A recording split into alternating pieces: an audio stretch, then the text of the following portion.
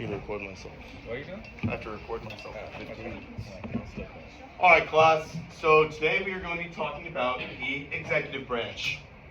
Let's know some key factors. What do we know about the executive branch just using our prior knowledge?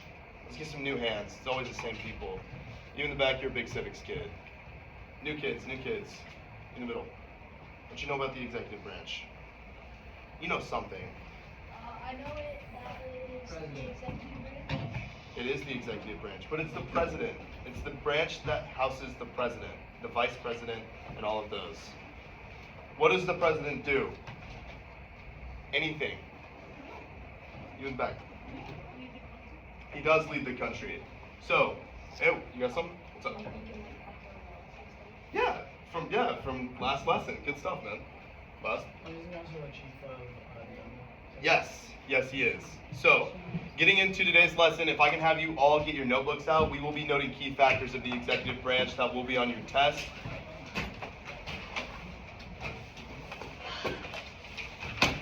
Notes aren't bad. Huh? Notes aren't bad. I don't literally. Well, at least you have that information written down so that it sticks to your brain. I don't like writing. That's why we do key Show points. evidence that it's not how I don't like writing. I have documents. I don't I like see. it. Okay. All right, everyone. So, starting off, as we were talking about, the executive branch is responsible for actually executing or carrying out the laws that Congress puts in place. So, does anybody know who's actually in the executive branch? We talked about the president. Who else is there? Who else? Any other people? Any other hands? We'll go with you again. JD Vance. JD Vance would be the... Vice President. Yes. So, the executive branch includes the president. Make sure you note these down. These are important topics. The vice president. And, does anybody know what these are called? Obviously, it says it up here. Just shout it out if you want to. Cabinet.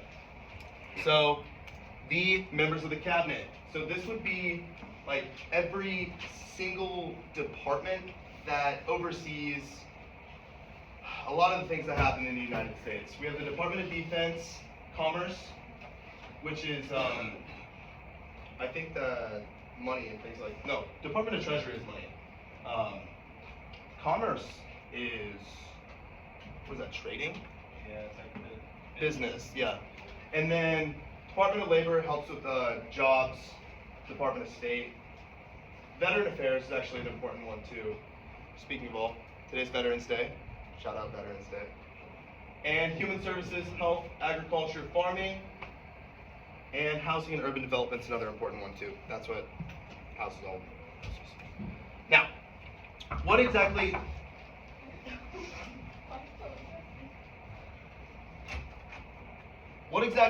can the president do? So, I'm just going to run all these. Feel free to note important key factors. So, the president can make treaties with the approval of the Senate, so treaties between countries.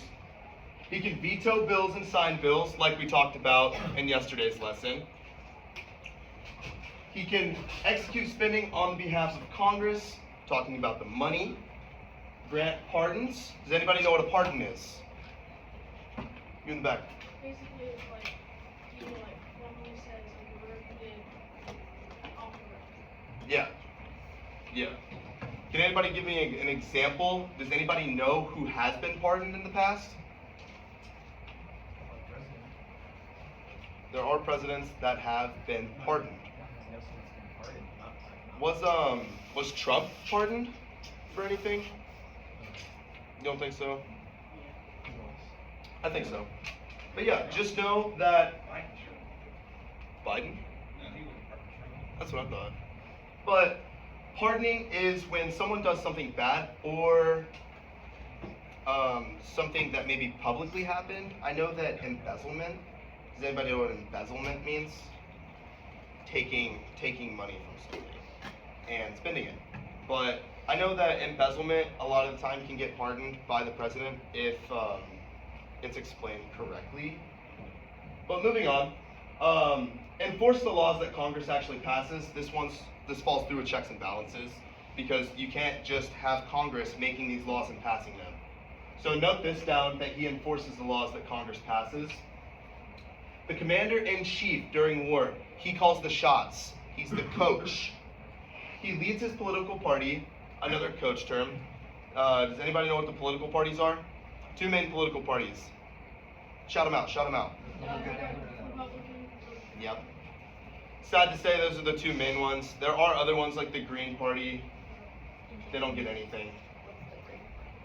It follows like environmental issues. So yeah, they also call the troops to protect our nation against an attack or send troops. That's another cool one. And diplomacy. Does anybody know what diplomacy means? That's another big word. Shouting out a lot of key factors here. What you got for diplomacy? I'm pretty sure it's like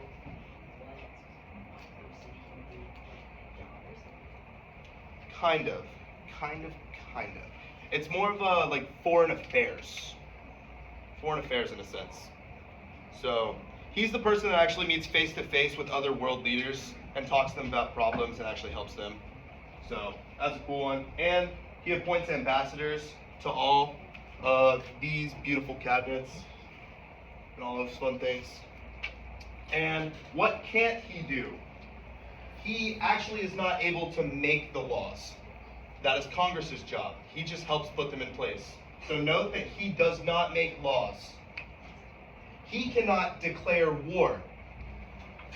That is also Congress's job. He just helps with it. He does not decide how the money of our country is able to be spent. He does not interpret the laws. That is where the judicial branch comes into play. And last but not least, he does not get to choose the cabinet members or the Supreme Court justices without Senate's approval.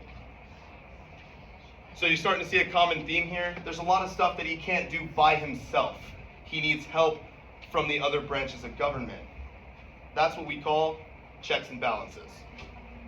Do you guys need anything else? You guys want to write any more facts down, or are you guys good for me to go? Bless you. All good? Awesome. Now, what do we know about the Electoral College? We just had to go through a lot of it. More hands about the Electoral College. Any sort of fun facts you guys know? You love government, don't you? No. Oh, well, what do you know about the Electoral College? I mean, it would a lot more simplifies it, but it sets a state aside to be one side or the other, and something Yes. Exactly as you just said, I'm going to simplify that some more. Basically, each state has a certain amount of electoral votes. Does anybody know how many Indiana has? 11. Indiana does have 11. So there's a big map. You see that Texas is 38. We were talking about this during the entire campaign. Trump campaign, Harris campaign.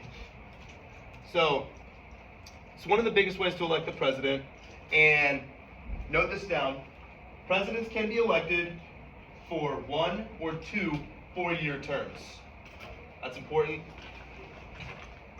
Does anybody know why they can only run for 8 years total? Why do you think it's 8 years total? Yes. George Washington stated that one person really shouldn't be in power for too long, which is really interesting, and that's a fun fact for you guys. So, the president is elected by the Electoral College, and the reason why the Electoral College is in place is because the framers of the United States Constitution did not trust the public to actually directly pick the president with a popular vote. Does anybody know why we didn't trust the normal people many years ago, 200 years ago? Because they were rope makers, immigrants, and overall just uneducated people, and we were trying to build the country. So they put the Electoral College in play so that we can actually elect the president correctly.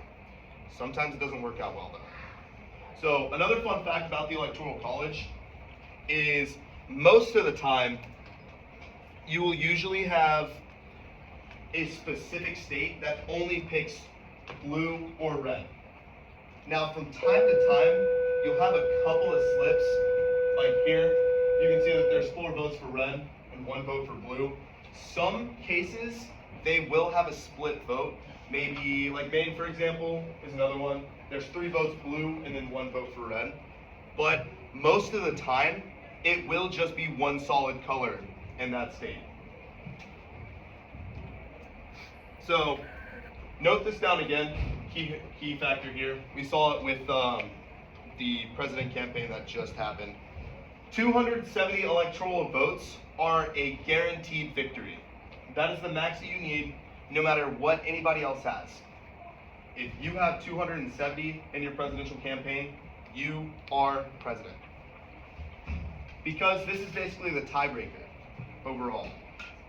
So, 270 electoral votes for the win. So, everybody good with notes? Oops, sorry, I don't want to start that. I'm going to show you guys the creation of a bill. As we just did, we all simulated that we are Congress, and we are making our laws, right? This is actually stepping into how Congress and the president will work together to create these laws. Is the volume on? So, is it James? Complicated system here, I'll go.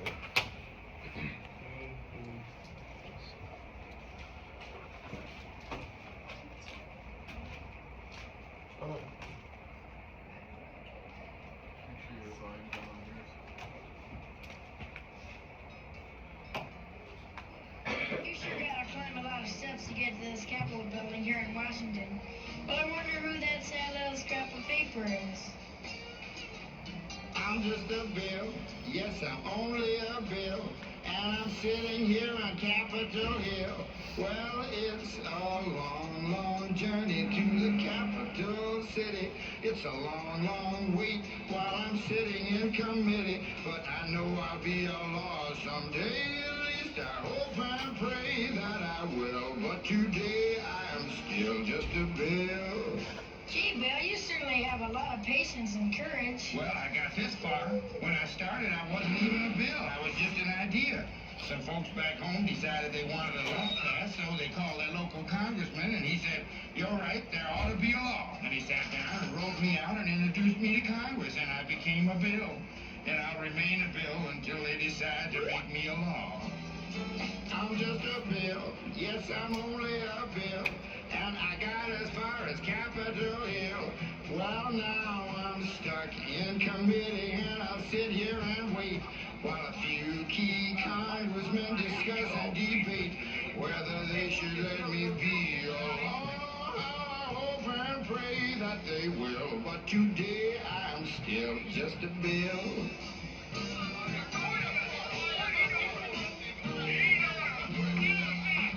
Listen to those congressmen arguing.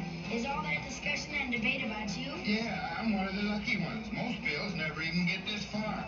I hope they decide to report on me favorably, otherwise I may die. Die? Yeah, die in committee. Oh, but it looks like I'm going to live. Now I go to the House of Representatives and they vote on me. If they vote yes, what happens? Then I go to the Senate and the whole thing starts all over again. Oh, no. Oh, yes. I'm just a bill. Yes, I'm only a bill. And if they vote for me on Capitol Hill, well, then I'm off to the White House where I'll wait in a line with a lot of other bills for the president to sign. And if he signs me, then I'll be a law. I hope and pray that he will. But today I'm still just a bill. You mean even if the whole Congress says you should be a law, the president can still say no? Yes, that's called a veto.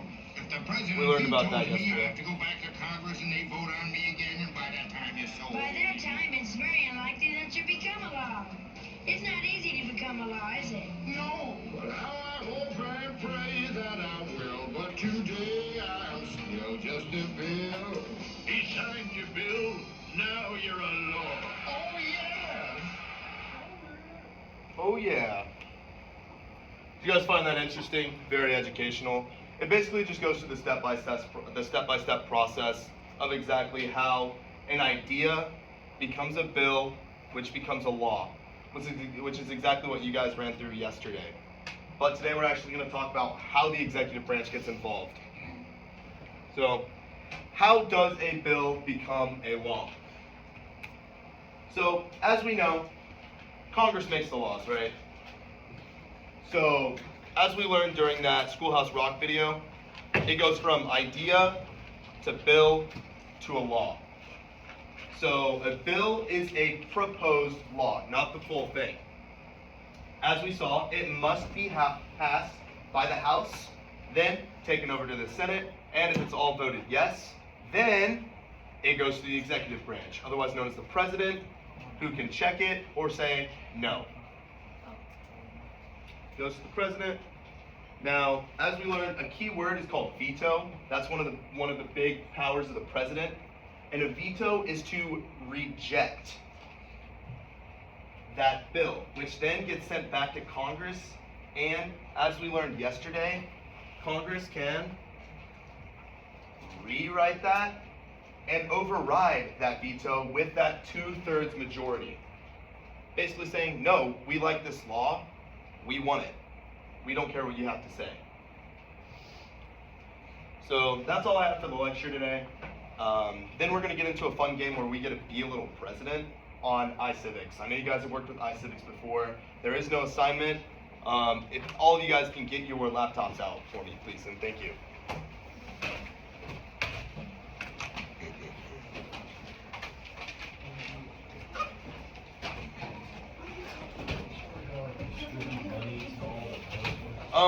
So the game that I have for you today, it runs you through and you get to talk to all the cabinet members, like veto laws, send troops out to war, things like that. It's pretty interesting. So, some final key facts, just so that you guys have it running around in your brain, is we need to look at the president as the leader of the country, but not the sole leader, because he needs help. He's in charge of our military, and he's otherwise known as the commander-in-chief. He is the law approver and the law denier. As we saw, he can veto bills. And he's the policymaker. He can also help suggest new ideas for laws or big plans for change in our country, but he is not the person to actually do it. He needs Congress's help. And as we talked about, he meets face-to-face with other political leaders, and he is the coach of his political party. Any questions, comments, or concerns? Cool. So where you're going today is you're going to iCivics Education, and you're going to look up the game Executive Command.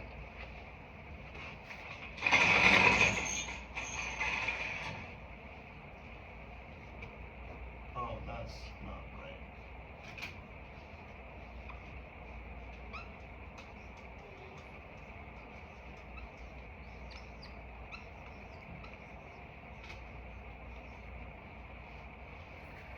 Yes.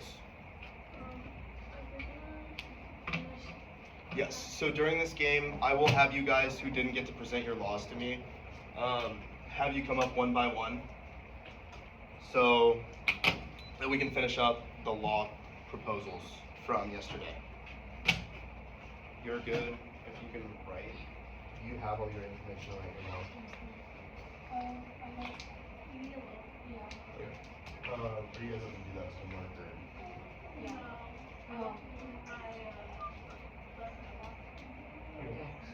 Well, I mean, like, not like now, but I mean, like, are you guys able to get that done and just give it to me?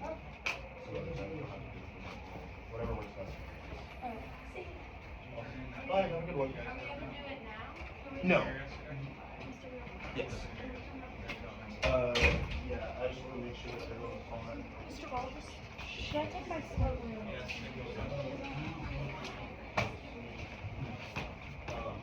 You have your information now. So, is there a way you can get through?